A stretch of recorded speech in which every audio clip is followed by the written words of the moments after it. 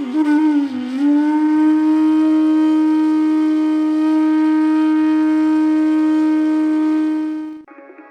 चौथी दृष्टि गोपी की पड़ी प्रभु के हास्य के ऊपर। किसके ऊपर पड़ी दृष्टि पड़ी? और जैसे ही हास्य के ऊपर दृष्टि पड़ी, जैसे ही गोपी ने देखा प्रभु हंसे, और जैसे ही हंसे कहा देखो हसितम मधुरम, प्रभु का हंसना भी मधुर है। बोले क्यों?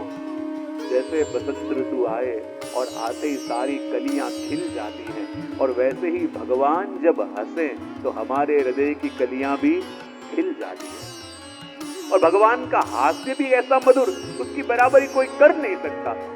कई बार प्रसंग कहता हूं ना, एक बार भगवान अपने सखाओं के संग आए और गोपियां, राधा जी अपनी सखियों के संग आए, और सखियों के संग आए और आके जहां ब्रज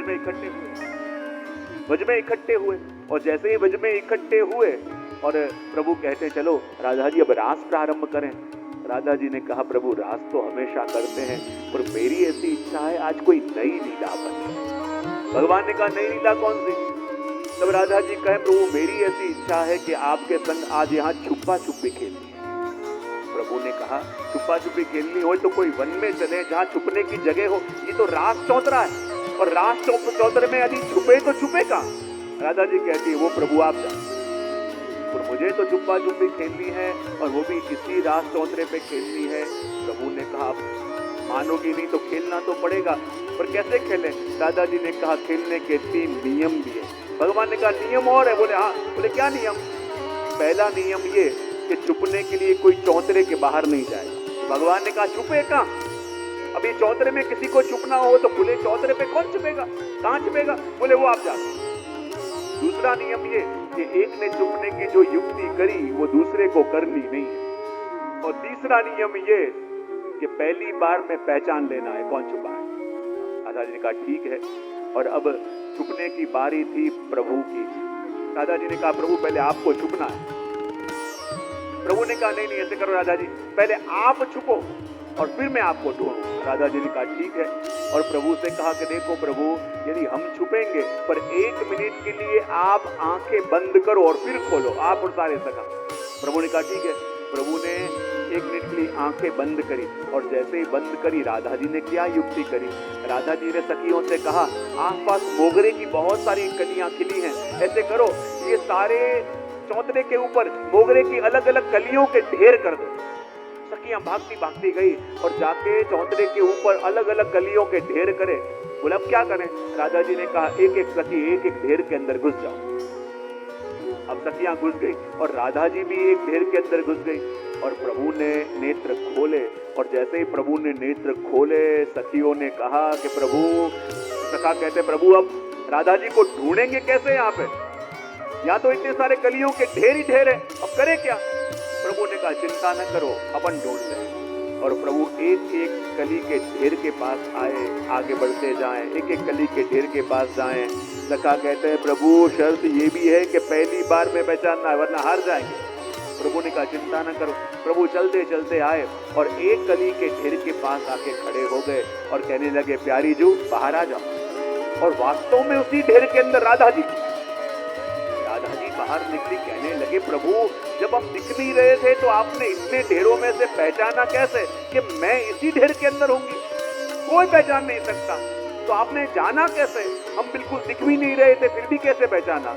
तब प्रभु ने कहा अरे राधा जू मैंने पहचाना, उसका भी एक कारण है। बोले क्या? जब मैं चलता चलता आया तो क्या देखा? पूरे चौतरे के ऊपर अलग अलग कलियों के ढेर हैं, पर जब एक ढेर के पास आया तो मैंने देखा उस ढेर में कोई कली नहीं रही, सभी कली के फूल बन चुकी हैं। तो मुझे लगा कि जब राधा जी का स्पर्श किसी को हो जाए फिर वो कली न रहे, वो तो खिल के फूल बन जाए। तब मैंने जाना कि आप किसी के अंदर हो गए, और उसी में से राधा जी निकले। और अब प्रभु के छुपने की बारी है। राधा जी ने कहा प्रभु अब आपके छुपने की बारी है। प्रभु ने कहा ठीक है। राधा जी ने कहा प्रभु नियम याद है ना? सबसे पहला नियम कौन सा है? चौतरे के बाहर नहीं जाना। दूसरा नियम यह है एक ने युक्ति करी वो युक्ति दूसरों को नहीं करनी है। और तीसरा नियम यह है कि पहली बार में पहचानना है। प्रभु ने कहा ठीक है ऐसे करो 1 मिनट के लिए आप आंखें बंद करो। और स्वामी जी और सभी सखियों ने आंखें बंद करी। प्रभु के सखा कहने लगे, प्रभु ये कौन सी चैलेंज ले ली? एक ने युक्ति करी, दूसरे को करनी नहीं है, चौथे के बाहर जाना नहीं है, तो फिर छुपेंगे कैसे? प्रभु ने कहा चिंता न कर। और जैसे ही 1 मिनट के अंदर स्वामी जी ने आंखें खोली, प्रभु ने क्या युक्ति करी? जितने भी प्रभु के सखा थे वो हरेक का स्वरूप भगवान ने अपने जैसा हूबहू कर दिया।